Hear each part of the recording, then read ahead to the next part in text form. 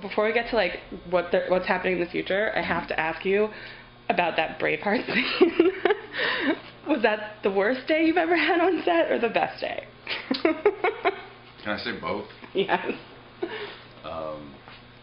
Yeah, I read that and I was like, you gotta be kidding me. And I'm like, okay, well, let's see. How am I gonna make this work, or how am I gonna make this at least enjoyable and tolerable? Did you me? drink? I would have drank. So there may have been a flask hidden in my costume somewhere. Yeah, and the bad thing was that the hair was my idea. Not really my idea. It was more of a joke. Stroke of genius. It was more of a joke that was taken the wrong way. Because this is ridiculous. Bob was directing the episode before, and that wig was sitting in the hair and makeup trailer just on one of the because there's several wigs for stunt people and miscellaneous wigs. And they were doing a test to see how we wanted to do the warrior makeup or whatever. Right. And as I like turned around, when I had like the face painted, I turned around and I grabbed the wig and I'm like, hey, check this out. I'm like full on William Wallace. Terrible mistake. And of course, instead of getting the ho ho ho chuckle chuckle, take that off, you look silly. We got the, oh, that's it, you got to go show Bob. And so I went into Bob and I'm like, Bob, huh? And he was like, I love it, do it. And I'm like, are you serious? I was joking. You shot yourself in the foot. I did. And then I'm like, why not? You might as well embrace it if you're going to have to. What else haven't we done on this show? It was fun. It's the only time in my life I've had longer hair than Jared. But, yeah, it was fun. You will see, I will tease a bit of the blooper reel. So the slow-mo shot of us turning and then running towards the like freeze frame? Yes, right. So that was, they dropped back. It was a big long lens shot. It was they were running it like, I don't know, 100 and something frames per second to get the slow motion. And so I finished the speech. I turned. It was very muddy that day, and I had like the boots that I had on were just like leather soles. So it was very slippery. One step was all I got, and then plant right in the really mud. Excited for this. In slow motion. They're going to show it at Comic-Con on the big screen.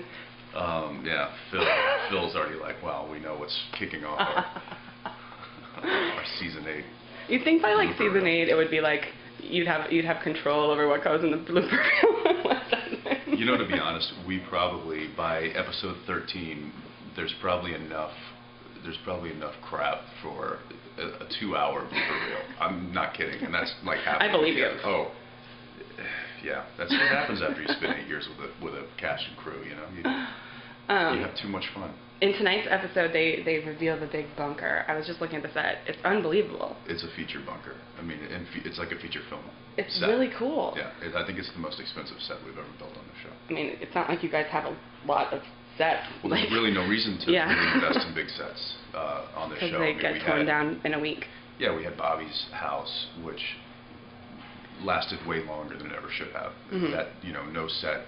That set was not built to last more than a couple of seasons, and it lasted a lot more than that, obviously. Then we have Rufus's cabin, which has lasted a little while, and it's still standing, and it's, I don't know, it's still in stage 3. But that's really about it. It's really cool. What is it? I mean, how does that? We're sitting in Dean's bedroom right now. How does like having a home base change the show? I mean, it seems like it's a pretty significant shift. It is, and I think it's.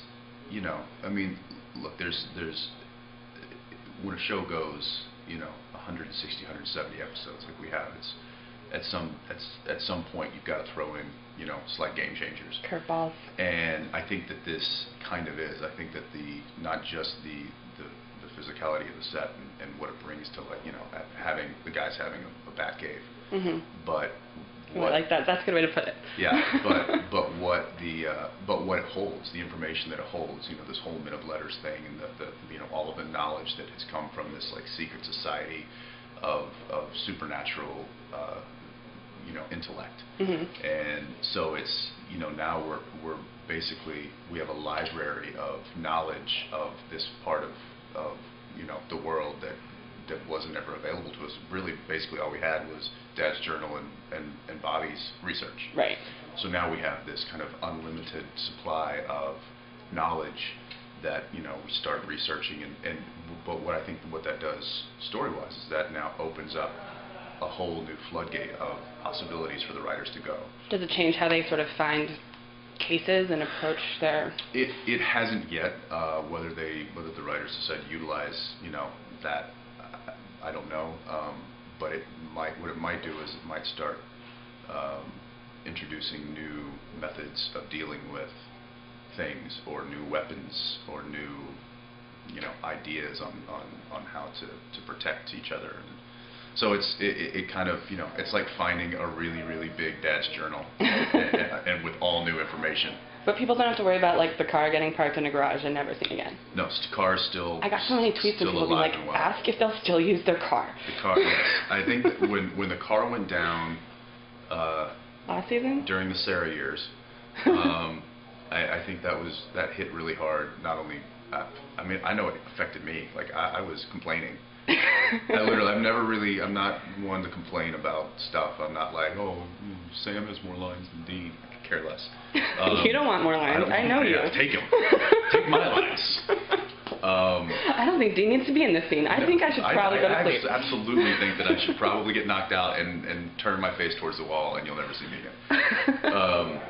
No, but it's the car is back, and the car is something that I was like, listen, guys, come on, seriously. And I think when Jeremy came in, he's like, why is the car not? The car is an essential part of the show, and it will continue to be an essential part of the show.